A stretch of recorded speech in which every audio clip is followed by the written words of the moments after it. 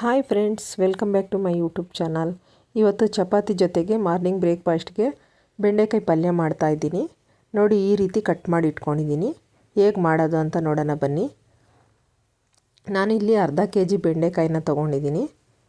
ನಾನು ಡೈರೆಕ್ಟಾಗಿ ಮಾಡಿ ತೋರಿಸ್ತಾಯಿದ್ದೀನಿ. ಟೈಮ್ ಇಲ್ಲದೆ ಇದ್ದಾಗ ಈ ಥರ ಡೈರೆಕ್ಟಾಗಿ ಮಾಡಿ ತೋರಿಸ್ತೀನಿ. ಇಲ್ಲಾಂದರೆ ಇಂಗ್ರೀಡಿಯೆಂಟ್ಸ್ ಎಲ್ಲ ಹೇಳಿ ತೋರಿಸ್ತೀನಿ. ಮಾರ್ನಿಂಗೇ ಮಾಡೋದ್ರಿಂದ ವಿಡಿಯೋ ಅದೆಲ್ಲ ಆದ್ದರಿಂದ ಡೈರೆಕ್ಟಾಗಿ ತೋರಿಸ್ತಾಯಿದ್ದೀನಿ. ನಿಮಗೆ ಡೀಟೇಲಾಗಿ ರೆಸಿಪಿ ಬೇಕಂದರೆ ಡಿಸ್ಕ್ರಿಪ್ಷನ್ ಬಾಕ್ಸಲ್ಲಿ ಹಾಕಿರ್ತೀನಿ, ಅದು ನೋಡ್ಕೊಂಡು ಮಾಡ್ಕೊಳ್ಳಿ. ಈ ಥರ ಚೆನ್ನಾಗಿ ಹುರ್ಕೋಬೇಕು ನೋಡಿ ಬೆಂಡೆಕಾಯಿನ. ಅದರಲ್ಲಿ ಲೋಳೆ ಅಂಶ ಜಾಸ್ತಿ ಇದ್ದರೆ ಸ್ವಲ್ಪ ಲೆಮನ್ ಹಿಂಡ್ಕೊಳ್ಳಿ, ಒಂದೆರಡು ಹನಿ, ಬೇಗ ಹೋಗುತ್ತೆ ಅದು.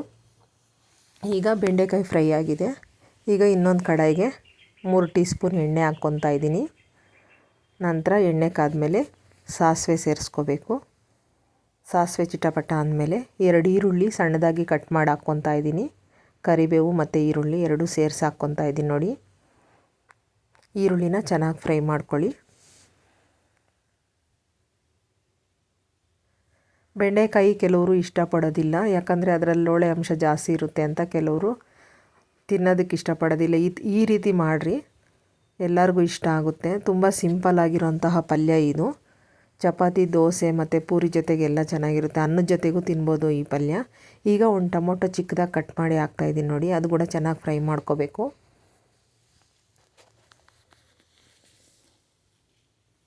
ಹೊಸ್ದಾಗಿ ಅಡುಗೆ ಕಲಿಯೋವ್ರಿಗೂ ತುಂಬ ಸಿಂಪಲ್ಲಾಗಿದ್ದರೆ ಈಸಿ ಆಗುತ್ತೆ ನೋಡಿ. ಈಗ ಟೊಮೊಟೊ ಸಾಫ್ಟ್ ಆಗೋದಕ್ಕೆ ಸ್ವಲ್ಪ ಸಾಲ್ಟ್ ಹಾಕಿದ್ದೀನಿ. ಈಗ ಹುರಿದಿರುವಂತಹ ಬೆಂಡೆಕಾಯಿನ ಹಾಕ್ಕೊತಾ ಇದ್ದೀನಿ. ಟೊಮೊಟೊ ಬೆಂದಿದೆ. ಅರ್ಧ kg ಬೆಂಡೆಕಾಯಿ ತೊಗೊಂಡಿದ್ದೀನಿ ನೋಡಿ. ಇಲ್ಲಿ ಈ ಬೆಂಡೆಕಾಯಿನ ಹಾಕಿದ್ಮೇಲೆ ಚೆನ್ನಾಗಿ ಹುರ್ಕೋಬೇಕು ನೋಡಿ. ಈ ಒಗ್ಗರಣೆಯಲ್ಲೇ ಈ ಥರ 1 ನಿಮಿಷ ಬೇಯಿಸ್ಕೊಳ್ಳಿ, ಚೆನ್ನಾಗಿರುತ್ತೆ. ಇದು ಮಕ್ಕಳಿಗೆ ಕೊಡೋದ್ರಿಂದ ಜ್ಞಾಪಕ ಶಕ್ತಿ ಹೆಚ್ಚಾಗುತ್ತೆ ಅಂತ ಹೇಳ್ತಾರೆ. ಮತ್ತು ಡಯಟು ಮಾಡ್ತಾ ಇರ್ತಾರಲ್ಲ ಅವ್ರಿಗೂ ಇದು ಒಳ್ಳೆಯದು ಅಂತ ಹೇಳ್ತಾರೆ, ವೆಯ್ಟ್ ಲಾಸ್ಗೆ. ಈಗ ರುಚಿಗೆ ತಕ್ಕಷ್ಟು ಉಪ್ಪು ಹಾಕ್ತಾಯಿದ್ದೀನಿ. ಬೆಂಡೆಕಾಯಲ್ಲಿ ತುಂಬ ಬೆನಿಫಿಟ್ಸ್ ಇದ್ದಾವೆ. ಆದ್ದರಿಂದ ಇದು ಯಾವಾಗಲೂ ಮಾಡ್ಕೊಂಡು ತಿನ್ನೋದು ತುಂಬ ಆರೋಗ್ಯಕ್ಕೆ ಒಳ್ಳೆಯದು.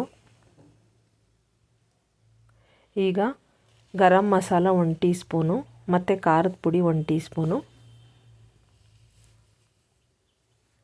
ಧನಿಯಾ ಪುಡಿ 1 ಟೀ ಸ್ಪೂನು, ಇವು 3ನ ಸಮ ಪ್ರಮಾಣದಲ್ಲಿ ತೊಗೊಂಡಿದ್ದೀನಿ ನೋಡಿ. ಎಲ್ಲ 1 ಟೀ ಸ್ಪೂನ್ ಹಾಕ್ಕೊಂಡಿದ್ದೀನಿ. ನಿಮ್ಮ ಹತ್ರ ಗರಂ ಮಸಾಲ ಇಲ್ಲ ಅಂದರೆ ಹಾಗೆ ಕೂಡ ಮಾಡ್ಬೋದು, ಚೆನ್ನಾಗಿರುತ್ತೆ. ಯಾವುದು ಮಸಾಲೆಗಳಿಲ್ಲದೆ ಶುಂಠಿ ಬೆಳ್ಳುಳ್ಳಿ ಪೇಸ್ಟು ಏನೂ ಹಾಕ್ತಾಯಿಲ್ಲ. ತುಂಬ ಸಿಂಪಲಾಗಿ ಮಾಡ್ತಾಯಿದ್ದೀನಿ ಇಲ್ಲಿ. ಈ ಬೆಂಡೆಕಾಯಿ ತಿನ್ನೋದ್ರಿಂದ ಜೀರ್ಣ ಬೇಗ ಆಗುತ್ತೆ ಅಂತ ಹೇಳ್ತಾರೆ, ಕೊಲೆಸ್ಟ್ರಾಲ್ ಕಡಿಮೆ ಆಗುತ್ತೆ ಅಂತ ಹೇಳ್ತಾರೆ.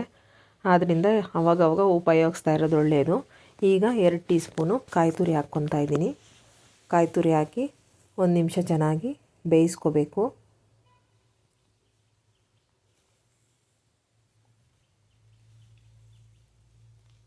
ನಮ್ಮ ಚಾನಲ್ನ ಇನ್ನೂ ಯಾರು ಸಬ್ಸ್ಕ್ರೈಬ್ ಮಾಡದೆ ನೋಡ್ತಾ ಇದ್ದೀರಾ, ಪ್ಲೀಸ್ ಸಬ್ಸ್ಕ್ರೈಬ್ ಮಾಡ್ಕೊಂಡು ನೋಡಿ, ಸಪೋರ್ಟ್ ಮಾಡಿ. ಈಗ 1 ಟೀ ಗ್ಲಾಸಲ್ಲಿ ನೀರು ಹಾಕ್ಕೊತಾ ಇದ್ದೀನಿ, ಅದು ಬೇಯೋದಕ್ಕೋಸ್ಕರ. ಜಾಸ್ತಿ ನೀರು ಹಾಕ್ಕೋಬೇಡಿ, ಅದು ಸ್ವಲ್ಪ ಡ್ರೈಯಾಗೇ ಇರಬೇಕು ಪಲ್ಯ. 1-2 ನಿಮಿಷ ಬೆಂದರೆ ಸಾಕದು ನೋಡಿ. ಈಗ ಚೆನ್ನಾಗಿ ಬೆಂದಿದೆ. ಈಗ ಕೊನೆಯಲ್ಲಿ ಕಡಲೆ ಬೀಜದ ಪುಡಿ ಹಾಕ್ತಾಯಿದ್ದೀನಿ ನೋಡಿ. ಇದೇ ಇವತ್ತಿನ ಟೇಸ್ಟಿಗೆ ಎಕ್ಸ್ಟ್ರಾ ಫ್ಲೇವರು ಕೊಡೋ ಅಂತಹ ಇದು ಕಡಲೆ ಬೀಜದ ಪುಡಿ. ಇದು 2 ಟೀ ಸ್ಪೂನ್ ಹಾಕ್ಕೊತಾ ಇದ್ದೀನಿ. ಹುರಿದು ಪುಡಿ ಮಾಡಿ ಇಟ್ಕೊಂಡಿದ್ದೀನಿ. ತರಿಯಾಗಿ ಪುಡಿ ಮಾಡಿ ಹಾಕಿ ಚೆನ್ನಾಗಿರುತ್ತೆ. ತುಂಬ ಟೇಸ್ಟ್ ಡಿಫ್ರೆಂಟಾಗಿರುತ್ತೆ ಇದು ಹಾಕೋದ್ರಿಂದ. ಈಗ ನೋಡಿ, ಪಲ್ಯ ರೆಡಿಯಾಗಿದೆ. ಬೆಂಡೆಕಾಯಿ ಪಲ್ಯ ಚಪಾತಿ ಜೊತೆಗೆ ಸರ್ವ್ ಮಾಡಿದ್ದೀನಿ. ನೀವು ಕೂಡ ಟ್ರೈ ಮಾಡಿ, ಹೇಗೆ ಬಂತು ಅಂತ ನನಗೆ ಕಮೆಂಟಲ್ಲಿ ತಿಳಿಸಿ. ನಮ್ಮ ರೆಸಿಪಿಗಳು ಇಷ್ಟ ಆದರೆ ಒಂದು ಲೈಕ್ ಮಾಡಿ. ತುಂಬ ಜನ ನಮ್ಮ ವೀಡಿಯೋಸ್ನ ನೋಡ್ತೀರಾ, ಆದರೆ ಯಾರೂ ಸಬ್ಸ್ಕ್ರೈಬ್ ಮಾಡ್ಕೊಂಡು ನೋಡ್ತಾ ಇಲ್ಲ. ಪ್ಲೀಸ್ ಸಬ್ಸ್ಕ್ರೈಬ್ ಮಾಡ್ಕೊಂಡು ನೋಡಿ. Thank you.